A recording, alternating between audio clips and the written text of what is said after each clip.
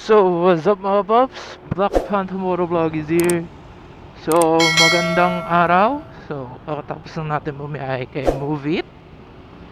So, ngayong araw is naka 18 rides tayo. And then, yun nga pala is, ano, ang vlog natin ngayong araw is sasagutin natin yung mga nagtatanong sa ating YouTube channel. Ang isang tanong doon is ano dong pwedeng anong pwedeng kahit. So, ano daw pwedeng motor ang pwedeng ipasok kay Move It. So, marami na nagtanong sa akin tungkol diyan. Kung ano daw pwedeng ipasok na motor kay Move It. So, ang maisasagot ko lang sa inyo diyan mga paps is kahit anong motor po pwede ipasok kay Move It.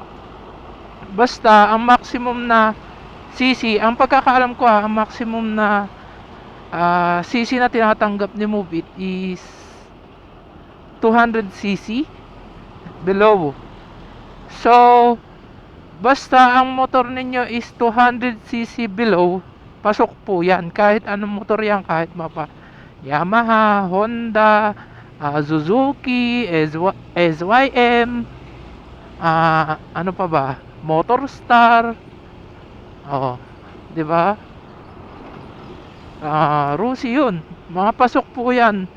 Pero may ano lang po si Move It na specific na motor, like kasi sa atin na bumabiyahe is kailangan talaga is yung may pang passenger and komportable si passenger na nakaupo. So, ang hindi lang pwede na motor sa Move It mga paps is yung mga sports bikes.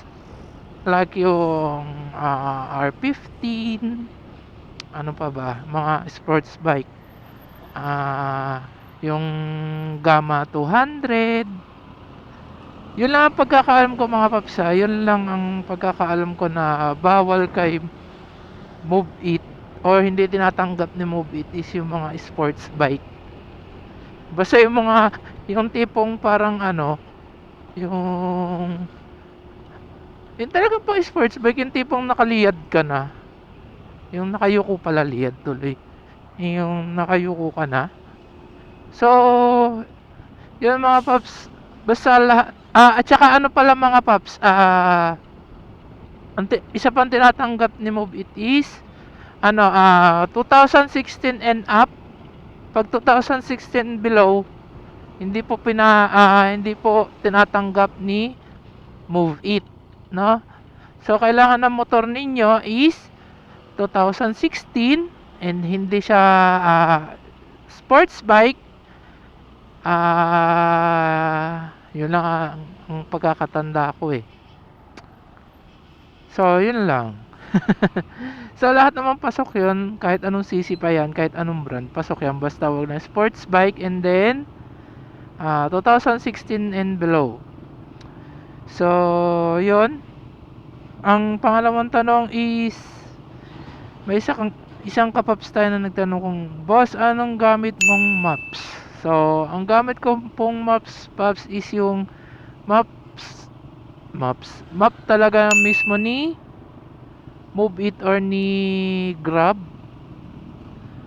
So kung kung hindi naman kayo sanay gumamit nun, pwede naman kayo mag-customize. Pwede rin Google Map, Waze.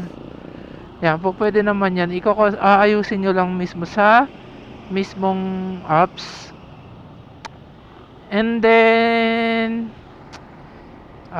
yun, maraming salamat sa nag-comment na isang kapaps natin na Move It rider din. Ayan po siya. Maraming salamat po. Sana patuloy nyo ako support magtanong and nag-comment. So maigli lang tong vlog na to kasi pauwi na rin naman ako. So, yun lang, update lang din dun sa ano sa ano natin sa raffle draw natin ng GCash.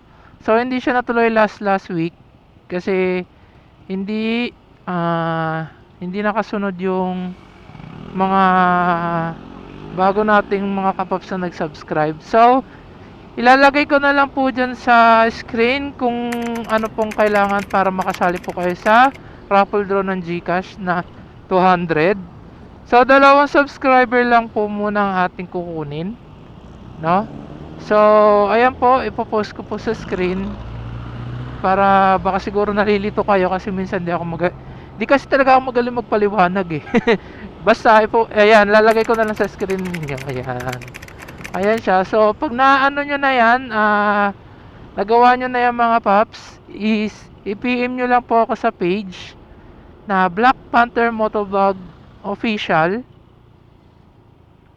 Ay, hindi.